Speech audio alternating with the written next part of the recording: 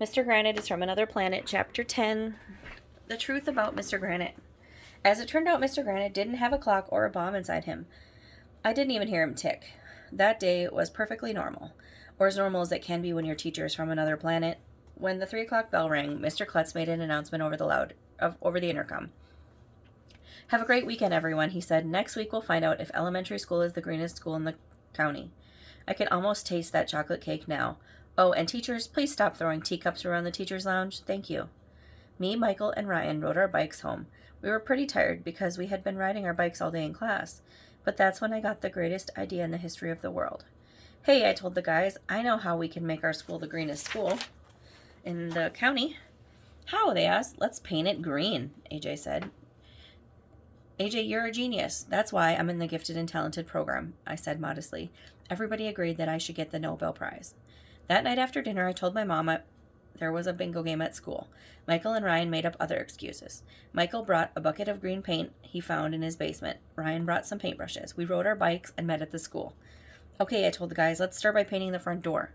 Michael opened up the paint can. Ryan gave me a brush, and I was about to dip the brush into the paint when the most amazing thing in the history of the world happened. A guy jumped out from behind the bushes. Freeze, dirtbags, he shouted. Ah! It was Officer Spence, the school's security guard. He was supposed to protect the school from bad guys and criminals, not from us. Let's get out of here, shouted Michael. We hopped on our bikes and pedaled as fast as we could down the street. I never even turned around to see if Officer Spence was chasing us. Whew, that was a close one, Ryan said.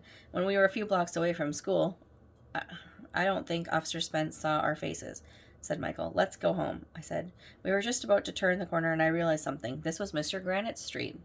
Let's go over to Mr. Granite's house, I suggested. Maybe we can catch him taking off his face. We pedaled over to Mr. Granite's house. It was easy to find because of that giant pod thing on the grass. There was a light on inside the garage. We parked our bikes across the street and tiptoed over to the garage like secret agents. It was cool.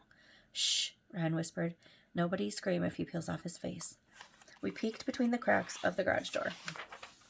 Do you see anything? Michael whispered. Look, Ryan whispered back. Mr. Granite is in there. Yeah, over there on the left, I whispered. What's he doing? Ryan whispered. He's building something, Michael whispered. And you'll never believe in 1,100,000 years what we saw Mr. Granite building in there. I'm not going to tell you. Okay, I'll tell you. But you have to read the next chapter to find out. So na-na-na-boo-boo on you.